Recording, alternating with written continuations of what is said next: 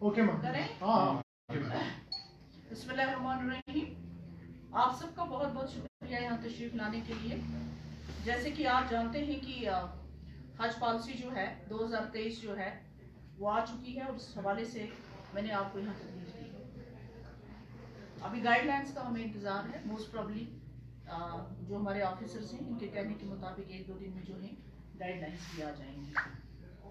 कुछ चीज़ों का तो आपको मालूम ही है जिसके लिए हम मिनिस्ट्री को मुबारकबाद पेश करते हैं, क्योंकि जिस पर्पस के लिए लोग जाते हैं हज पे वो तो एक अलग ही किस्म का अकीदा रखता है।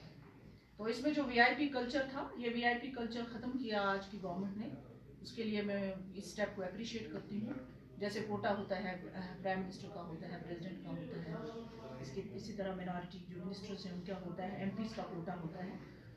तो वो ख़त्म करके आम लोगों के लिए ये बहुत अच्छी जो है राहत है। मुझे लगता है तकरीबन उससे 5000 जो है 500 की 500 टोटल नहीं, तो उससे आम लोगों को फ़ायदा है। इसके लिए मैं उनको अप्रिशिएट करती हूँ। इससे मजीद जहाँ तक जम्मू कश्मीर का है उस हवाले से मैं बात करना चाहूँगी। आज जानते हैं कि ये जो होता है डिस्ट्रीब्यूशन होता है, इसमें तकरीबन 80% जो है बाकी स्टेट्स में होता है। जाए तो तकरीबन 6000 तक जाएगा। फिर अगर उसको ऐड किया जाए तो 2000 तक जाएगा, लेकिन हमें उम्मीद है कि हम 10,000 की फिगर क्रॉस करेंगे इंशाल्लाह इस साल। थोड़ी बहुत चेंजेस हैं इसमें। एक तो ये चेंज है जो इन्होंने नई चीज़ इंट्रोड्यूस की है इस पॉलिसी में। पहले कुछ चीज़ें मैं आपको बता दूँ चाहूँगी अपने साथियों को।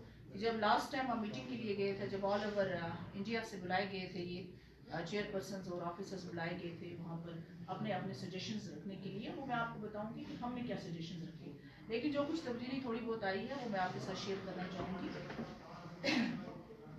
एक तब्दीली तो ये आई है कि जैसे फॉर एग्जांपल किसी लेडी ने अगर हज ना किया हो तो और उसके हस्बैंड ने हज कमेटी ऑफ इंडिया के थ्रू हज किया हो। नॉर्मली जो लोग हज कमेटी ऑफ इंडिया के थ्रू हज करते हैं उनको दोबारा हज करने की इजाज़त थ्रू दिस प्राइवेटली वो कर सकते हैं, लेकिन यहाँ से इस सिलसिले से नहीं कर सकते, थ्रू गवर्नमेंट मॉडल नहीं कर सकते। लेकिन अगर वाइफ ने ना किया हो तो उसको हस्बैंड जो है जा सकता है।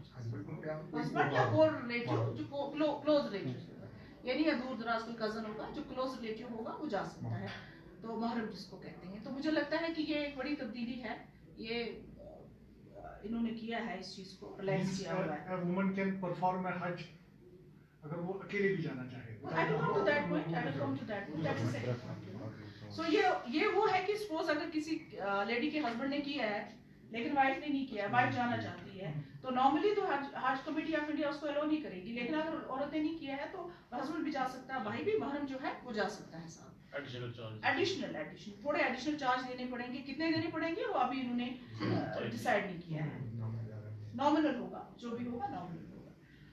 उसके बाद ऑनलाइन किया है इन्होंने एप्लीकेशंस को। आपको पता है पहले जो फीस हुआ करती थी 300 लिया जाता था नॉर्मली, आज उन्होंने फ्री ऑफ कॉस्ट किया है। और आपके थ्रू मैं तमाम लोगों से गुजारिश करती हूँ कि अगर आपको कोई डिफिकल्टी होती है ऑनलाइन फॉर्म भरने में तो आप जो है यहाँ से भी कलेक्शन कर सकते हैं, हज हाउस से भी कलेक्ट कर सकते हैं। तो और कोई फीस भरने की जरूरत नहीं है आपको।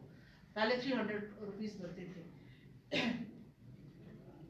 इसके बाद जैसे पहले जो औरतें थी उनके साथ जरूरी था कि कोई मर्द जाए, हस्बैंड वाइफ जो वो जाए। लेकिन अब 45 साल एज जो है उससे ऊपर अगर औरतें ग्रुप में जाना चाहती हैं तो वो 4 औरतों का ग्रुप जो है वो जा सकता है, एज ग्रुप भी वो जा सकती हैं, तो किसी वाहन की जरूरत नहीं पड़ेगी। ये एक तब्दीली आई है इसमें। एक वेबसाइट है जो कि यहाँ शेयर करेंगे और मैं अपने ट्विटर पे भी डाल दूंगी। उसमें www.hajcommittee.government.in आप इसे फॉर्म डाउनलोड कर सकते हैं। और याद रखें कि जो तारीख जो है आई थिंक वो 10 तारीख है, लास्ट 10 मार्च। तो इसलिए लोगों को जो है इसमें करना चाहिए। साथ में अगर किसी को पासपोर्ट में कोई प्रॉब्लम आ रही है तो हमारे ऑफिसर्स यहाँ हैं, वो उनकी हेल्प करेंगे उस चीज़ को एक्सपेडाइट करने के लिए। अगर किसी को कोई इशू आ रहा है पासपोर्ट एक्सपायरी हो, किसी का एक्सपायर हो, किसी का रुका होता है, कई सारी चीज़ें होती है, वेरिफिकेशन के लिए होता है, या किसी की डेट वो एक्सपायर हो गया तो हमारे ऑफिसर्स यहाँ पे ही वो यहाँ आ सकते हैं, उनकी मदद यहाँ पे हो सकती है। हाँ, अब यहाँ पे कुछ प्रायोरिटीज हैं जो सबसे नंबर 1 प्रायोरिटी जो है, जो 70 साल से ऊपर हो। आपको याद होगा लास्ट ईयर कोविड की वजह से एज का कुछ इशू था कि क्या क्या एज थी, किस तक जा सकते थे, लेकिन इस बार जो है ऑब्वियसली अनलिमिटेड है, इसमें कोई ऐसी चीज नहीं है। अगर 70 अब हो उनको फर्स्ट प्रायोरिटी दी जाएगी, उसमें पूरा नहीं होगा। इसके बाद नंबर 2 जो है सेकंड लिस्ट में जो आता है वो लेडीज आती है, फिर विदाउट दिस जिसका महरून ना हो साथ, उसको number comes the general category.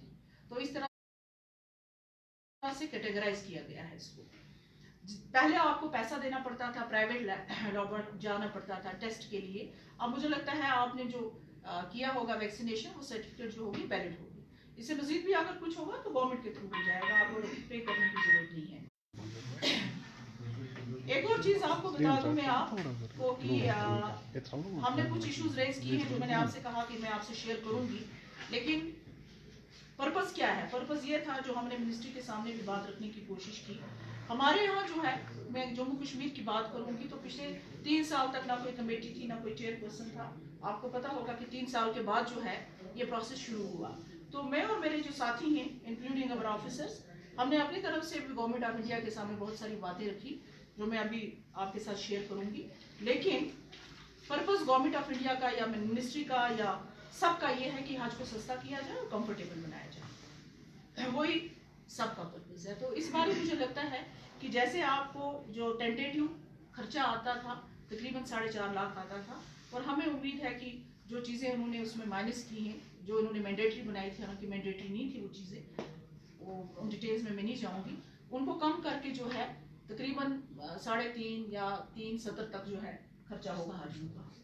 एक 70-80 हज़ार का जो है उनको फायदा पहुंच सकता है।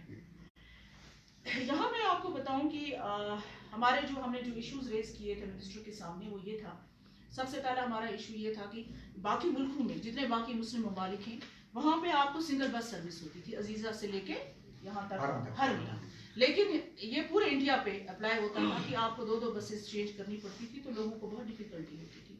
तो हमने बड़ा एम्फसाइज किया इस चीज़ पे, और हमने रिक्वेस्ट किया कि जिस तरह बाकी मुस्लिम ममालिक हैं इसी तरह हमारे भी है कि 1 बस सर्विस होनी चाहिए। तो मुझे लगता है कि उसको गवर्नमेंट कंसिडर कर रही है। दूसरा जो है हमारा एयरलाइंस का मसला था, अक्सर ये मुझे ट्विटर पे भी और कई लोगों ने मुझसे बात की, मेरे साथियों से बात की कि जो यहाँ से सर्विस हम प्रोवाइड करते हैं वो ज़रा कंफर्टेबल नहीं होती। तो हमने कहा कि जिस तरह बाकी आप इंडिया में जो सर्विस प्रोवाइड करते हैं वो सर्विस हमें दीजिए, एयर सर्विस, क्योंकि हाजी तो पे करता है इसके लिए, लेकिन अगर कंफर्टेबल नहीं होगा, लंबा सफ़र है, तो कोई इसका फ़ायदा नहीं है। मुझे लगता है कि उसको भी कंसिडर किया जाएगा। उससे मज़ीद जो है जो किराया लगता है, एयर फेयर जो लगता है, वो थोड़ा कश्मीर के लिए थोड़ा सा ज़्यादा था, वो भी हमने उनको रेज किया। मुझे लगता है, मुझे उम्मीद है कि जाएगी, लेकिन गवर्नमेंट ने एक अच्छा इनिशिएटिव ये लिया है कि डायरेक्टर लेवल का आदमी जो है वो जाएगा उनके साथ, वहाँ उनकी एक्टिविटीज़ प्लस हाजीज जो हैं उनको वहाँ पर प्रॉपर फैसिलिटीज़ मिल रही हैं कि नहीं, उन दोनों चीज़ों को जो है मॉनिटर करेंगे। यही है कि कोई भी डिसेबिलिटी वाला हो जो चल ना सके, प्रॉब्लम्स हो, तो उसके साथ जो है एक बंदा जा सकता है एज कंपेनियन। हाँ, इसी तरह अगर 70 साल से ऊपर है कोई, तो वो भी चाहे तो कंपेनियन रख सकता है, कंपेनियन ऑब्वियसली ज़रूरत पड़ता है। तो ये तो कुछ छोटी छोटी कुछ चीज़ें हैं जो सामने, अगर आपका कोई सवाल हो तो। मैम, आपने अभी बताया जिस तरह से अभी वुमेन कैन परफॉर्म नाउ हज विदाउट कंपेनियन, यानी कि महरम के बगैर, तो आपको नहीं लगता है कि this is against the fundamentals of Islam? क्योंकि इस्लाम ने पहले ही बताया कि उसमें महरम ज़रूरी साथ में होना चाहिए। तो आपको बखूबी पता होगा क्योंकि आप भी एक मुस्लिम है, तो यहाँ पर सेंटिमेंट्स हर्ट नहीं हो रहे इस जो ये आप बता रहे हैं? एक औरत जो है वो ग्रुप में जा सकती है। वैसे मैं मसलक पे बात नहीं करना चाहती हूँ, लेकिन अगर ये अंडरस्टैंडिंग जो होती है ना, ये सिर्फ है यहाँ से हम नहीं है जब तक कि सूदिया की गवर्नमेंट जो है उसके साथ कोई एग्रीमेंट ना हो। जहाँ पर आप हज करने जा रहे हैं, जहाँ पर ये मदीना शरीफ है, मक्का शरीफ है, उस गवर्नमेंट ने इस चीज़ का कंसेंट दिया है, ओके किया है, तो मुझे लगता है वो भी इस्लाम जानते हैं। मैम, आपने यहाँ वो पे कोई ऐसी चीज़ नहीं करेंगे जो इस्लाम के खिलाफ। जो मैम यहाँ पे जो इस्लामिक स्कॉलर्स हैं, मुफ्तीज है, तो आपने उनके साथ कंसल्ट किया, is it permissible in Islam? It's not permissible. I'm not a scholar this अलग अलग लोगों की अलग अलग होगा। मतलब हम अगर आप इसी में जाना चाहते हैं इस डिटेल में, तो हम मुसलमानों के 75 है ना, 75 फिरका तो है ना, But Quran is one, ma'am. Quran is one but फिरकास आर डिफरेंट। हाँ, तो मुझे आप ये बताइए कि कुरान में कहाँ पे कोट किया है कि ग्रुप में औरतें नहीं जा सकती, किस जगह? नहीं मुझे बताइए ना, मेरे अम्मा ने थोड़ा सा प्लीज। हाँ, आप बताओ, आप कोट करो, नहीं आप कोट करो, मुझे कोट करो। औरत जा सकती है, विदाउट कंपेनियन नहीं जा सकती। जरा मुझे कोट विदाउट महर नहीं, नहीं उसमें तो बताना पड़ेगा। और मैं बाबू नहीं बताओ ना प्लीज। मैं अभी नहीं बता सकता हूँ, उसमें कुरान में मैम जो मैम दूसरा सवाल, सफीना मैडम दूसरा सवाल है, पिछले साल जो हज कोटा था ना जम्मू कश्मीर के लिए, इस साल उसमें कितनी बढ़ोतरी? बस हो गया। मैं होपफुल हूँ कि देखिए, लेकिन बाद में कुछ ड्रॉप हो जाते हैं, तो हम ये उम्मीद लेके चलते हैं कि हम 10,000 तक फिगर क्रॉस करें। 10,000 से ऊपर भी हमारा 11,000 से भी क्रॉस कर सकते हैं। वी आर होपफुल कि इंशाल्लाह जो है 10,000 से ऊपर हम क्रॉस करेंगे। और दूसरा आप सब मेरे भाई 10,000 से डेफिनेटली शायद कुछ लोग मुझसे छोटे भी हो उम्र में, तो मोहम्मद सल्लल्लाहु अलैहि वसल्लम ने हजरत फातिमा के लिए खड़े होते थे। अगर औरत इतनी बुरी होती तो फिर प्रॉफिट की बेटियां क्यों होती? सो प्लीज हम कभी और डिस्कस करेंगे इंशाल्लाह, तब मैं भी पूरा पढ़ के आऊंगी। मैम अब आपका ये कहना है कि 10 तारीख, सफीना मैडम आप ये कहना है कि 10 तारीख लास्ट डेट है हज सबमिट करने की, 10 मार्च सॉरी सबमिट करने के लिए ना 10 तारीख। तो स्टार्ट कब से हो रहा है हज? नहीं आई मीन से जाना कब है कश्मीर से?